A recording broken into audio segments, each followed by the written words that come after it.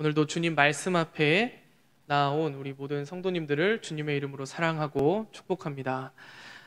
제가 초등학교 이제 저학년일 때 초등학교에 이제 딱 들어가서 선생님께서 이런 숙제를 내주셨습니다. 여러분들이 어느 성씨 어디이고 그리고 여러분들의 뿌리를 한번 찾아와 보세요. 이런 숙제를 내서 제가 해본 적이 있습니다.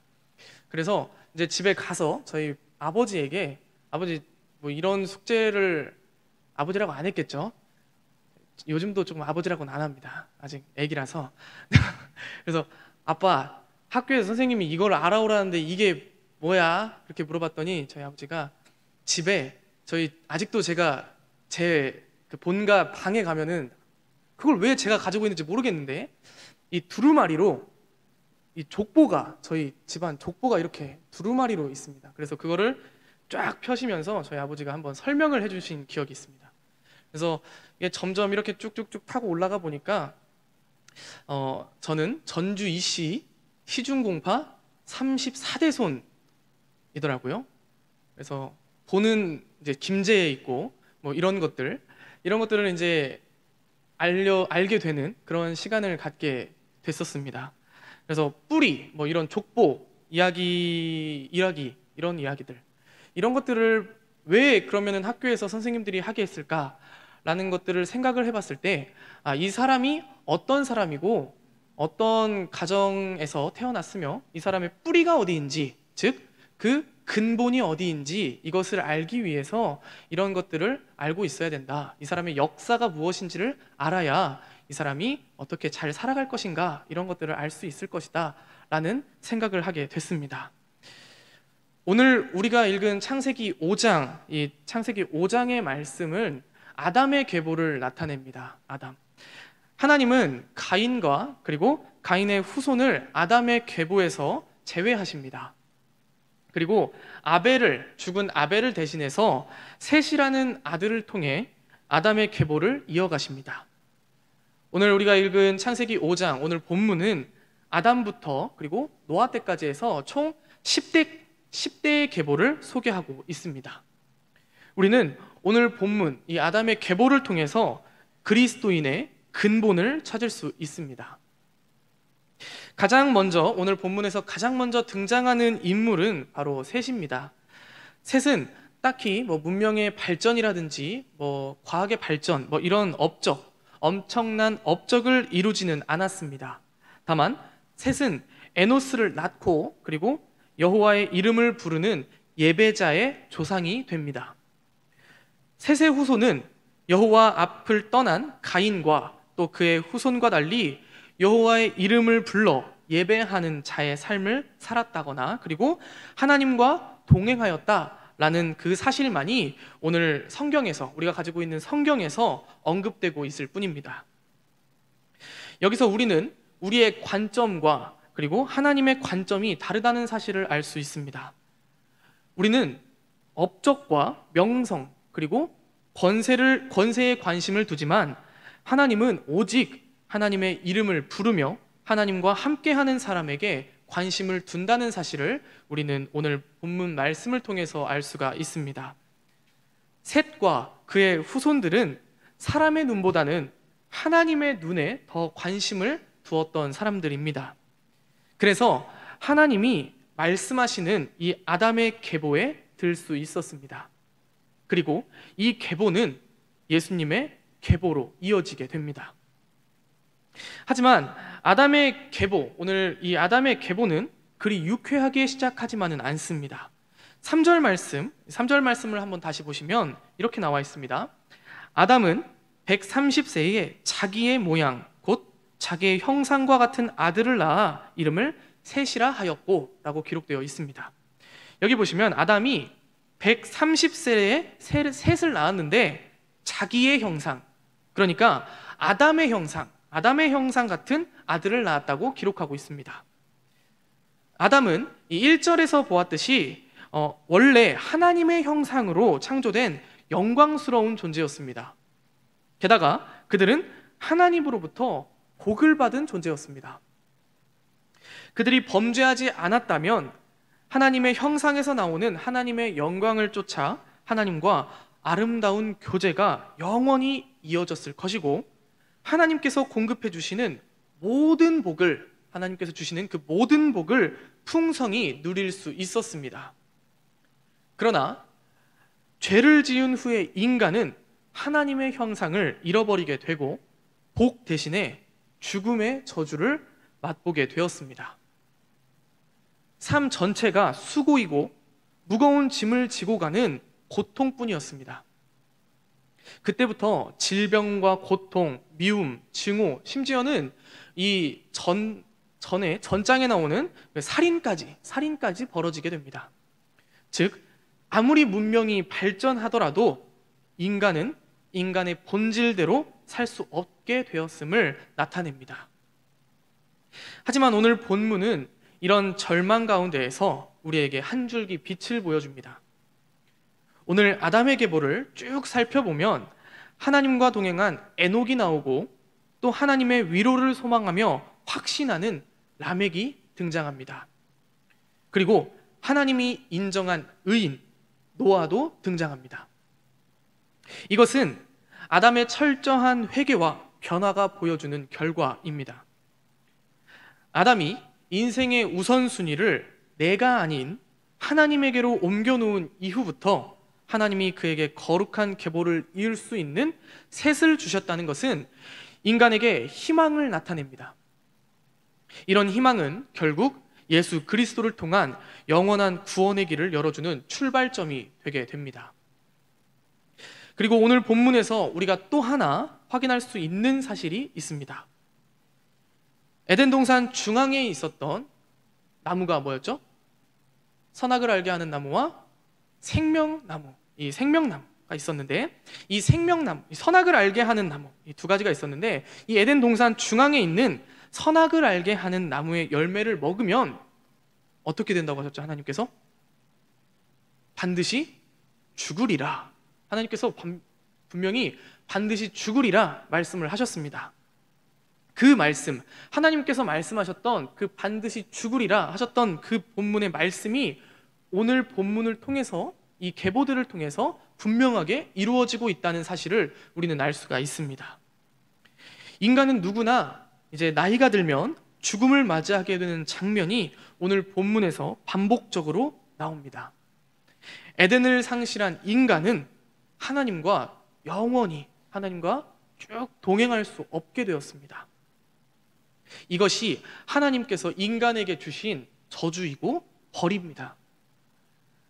그런데 에녹은 달랐습니다. 성경은 에녹을 하나님과 동행했다고 설명합니다. 하나님과 동행했다. 히브리서 11장 5절 말씀을 보면 이렇게 기록되어 있습니다. 믿음으로 에녹은 죽음을 보지 않고 옮겨졌으니 하나님이 그를 옮기심으로 다시 보이지 아니하였느니라. 그는 옮겨지기 전에 하나님을 기쁘시게 하는 자라 하는 증거를 받았느니라. 아멘. 자, 에녹은 성을 쌓았다거나 아니면은 무슨 발전을 이루었다거나 이런 업적을 남기지는 않았습니다. 다만 그는 하나님을 기쁘시게 하는 사람이었습니다. 하나님을 기쁘시게 하는 사람이 에녹이었습니다. 하나님을 기쁘시게 한다는 것, 그것은 무엇이냐? 이 히브리서 11장 5절 다음 절인 6절 말씀에 나타나 있습니다. 믿음이 없이는 하나님을 기쁘시게 하지 못하나니 하나님께 나아가는 자는 반드시 그가 계신 것과 또한 그가 자기를 찾는 자들에게 상 주시는 이심을 믿어야 할지니라. 아멘. 자, 하나님을 기쁘시게 하는 것은 언제나 하나님을 신뢰하는 것임을 우리가 이 본문을 통해서 알 수가 있습니다. 하나님을 믿음으로 언제나 하나님께 나아가는 것, 그리고 하나님 곁에 서는 것이 하나님을 기쁘시게 한다는 사실을 우리는 에녹을 통해서 배우게 됩니다. 그는 그렇게 자식을 낳고 300년이라는 시간을 살았는데 성경에서 그것을 또 뭐라고 표현을 하냐? 300년이라는 시간을 보내면서 에녹은 하나님과 동행했습니다. 동행했다라고 이야기를 합니다. 이 말은 무슨 말이냐? 에녹이 변함없이 그가 살아가는 모든 순간순간마다 하나님을 신뢰하며 따랐다는 뜻입니다. 믿음은 언제, 어디서나 어떤 상황에서도 하나님 중심으로 하나님만을 쫓는 삶을 말합니다. 그런 삶을 에녹이 살았다는 것입니다. 아브라함은 하나님의 말씀을 듣고 이 땅의 기준으로 볼 때 가장 소중한 것들, 돈이라든지 명예라든지 가업이라든지 이런 것들을 다 버리고 말씀을 쫓아 한 번에 가나안으로 갈 수 있었습니다. 예수님의 제자들은 어떻습니까? 예수님의 제자들은 예수님의 말씀을 듣고 예수님이 나를 따르라, 내가 너희를 사람을 낚는 어부가 되게 하겠다 라고 말씀하시자 그들은 배와 그리고 그물, 또 어떤 이들은 심지어 아버지를 두고 예수님을 따랐습니다. 믿음은 이렇게 하나님을 따르는 삶입니다. 주님의 말씀을 신뢰하고 주님이 이끄시는 대로 순종하는 삶이 바로 믿음의 삶입니다. 아무리 소중한 것이라도 버리고 포기하고 내려놓고 말씀을 따라 행하는 것이 믿음이고, 이 믿음이 하나님을 기쁘시게 하는 모습임을 오늘 본문은 우리에게 각인시켜 주십니다. 그런데 하나님을 따르는 삶은 그리 순탄치만은 않습니다. 이스라엘 민족이 출애굽한 후에 광야에서 40년이라는 세월을 보냅니다. 이 모습이 하나님을 따르는 훈련의 시간이었습니다. 자신의 생각과 자신의 욕심을 내려놓고 하나님과 한 걸음 한 걸음 보폭을 맞추며 어디로 이끄시든지 그대로 순종하는 삶을 이스라엘 민족은 광야에서 훈련받았습니다. 그들의 불평 섞인 소리만 들어도 그 훈련이 그리 쉬운 일이 아님을 우리는 잘 알고 있습니다. 마실 물도 먹을 음식도 없는 그 광야 한가운데에서 온전히 주님만을 바라보기란 매우 힘든 일입니다. 우리는 이 훈련의 목적을 분명하게 알아야 할 필요가 있습니다. 앞에서 말했듯이 이 훈련의 목적, 하나님과 보폭을 맞추는 이 40년이라는 세월을 이스라엘 민족이 훈련으로 받은 목적은 이 훈련을 받은 목적은 하나님과 보폭을 맞추기 위함입니다. 우리는 누군가와 함께 걸을 때 상대방 속도에 맞추어서 걷는 것을 우리가 함께 걷는다라고 이야기를 합니다. 어떤 집사님이, 여자 집사님이 이제 전에 있던 교회에서 여자 집사님이 이제 저하고 이렇게 이런저런 이야기를 하시면서 이런 말씀을 하시더라고요. 저희 남편은 걸어갈 때 그냥 손도 안 잡아주고 손 잡는 건 뭐 바라지도 않아요. 그냥 혼자 쌩 가버리세요. 이게 무엇을 의미합니까? 우리 여자 집사님들은 이해를 하실까요?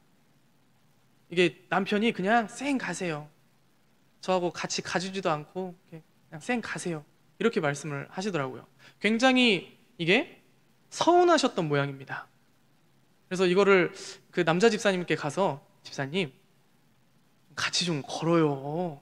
왜 혼자 가세요? 그랬더니 이제 집사님이 그날 그 주일에 그렇게 말씀을 드렸는데, 주일에 이제 가시는 차까지 가시는 그 모습을 이렇게 뒤에서 천천히 이렇게 지켜봤는데, 그 남자 집사님이 이 여자 집사님 성경책을 들어주셨습니다. 그날. 그랬더니 그 여자 집사님이, 이게 그 여자분들 그런 거 있잖아요. 좋으면서 싫은 척 하시는 거. 이가 왜 이래? 그러면서 하던 대로 해. 왜 그래? 이렇게 하면서 이제 차까지 그렇게 웃으시면서 그렇게 귀가를 하시는 모습을 봤습니다.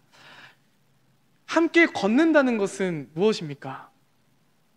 그냥 그 사람과 옆에서 발을 맞추어 가주는 것을 말합니다. 그 사람이 오른발을 먼저 내디디면 같이 오른발을 내디디며 같이 보폭을 맞춰서 걸어가는 것. 하나님과 보폭을 맞춘다는 것이 바로 이것입니다. 나의 속도가 아니라 상대방의 속도, 즉 하나님의 속도에 내가 맞추는 것.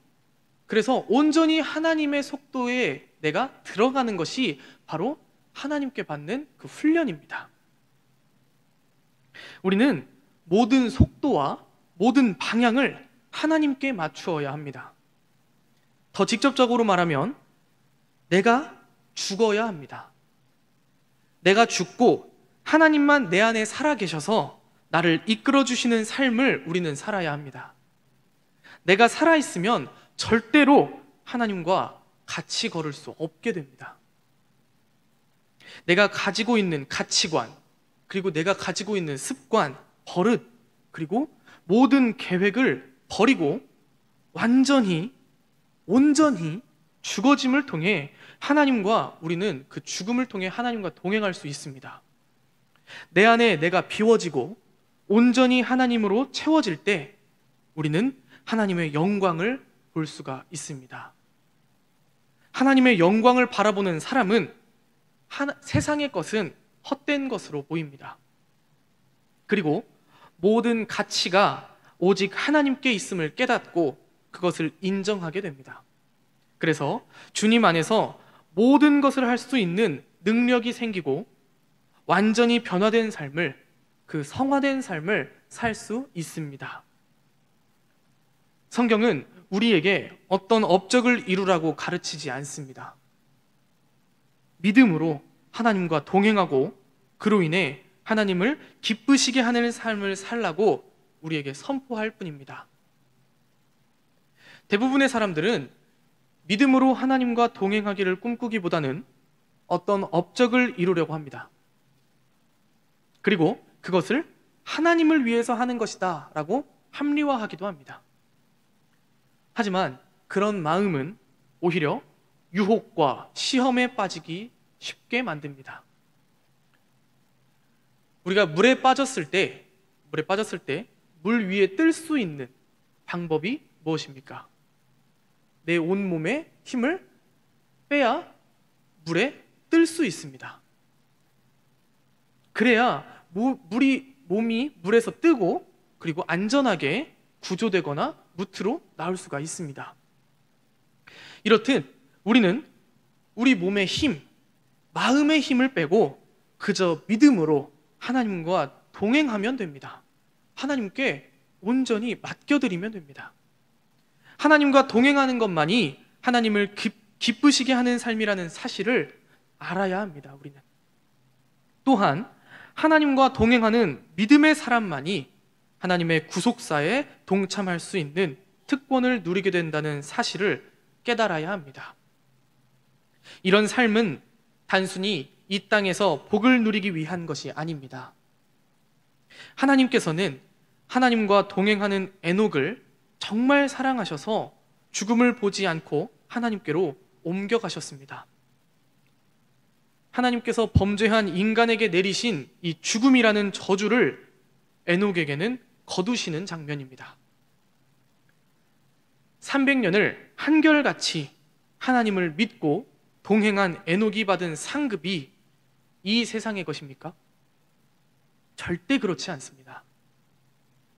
삶과 죽음은 이 땅의 것이 아닙니다. 오직 하나님의 것입니다. 하늘의 것입니다. 바로 죽음을 통과하지 않고도 들어가는, 원래 범죄하기 이전에 아담에게 있었던 그 생명나무의 영원한 생명을 에녹은 받았습니다. 하나님께서 우리에게 주시는 가장 큰 복은 바로 생명의 복, 하늘의 복입니다. 이 땅의 것이 헛된 것임을 인정할 때 하나님은 하늘의 상급을 쌓아주십니다. 이제 에녹 이후에 무드셀라 그리고 라멕을 거쳐서 노아가 등장합니다. 노아의 아버지 라멕은 아들을 낳고 하나님 안에 있는 소망을 확신합니다. 그래서 그의 아들의 이름을 위로와 안식을 뜻하는 노아라고 짓습니다. 라멕이 소원하는 것은 노아를 통한 하나님의 위로, 안위였습니다.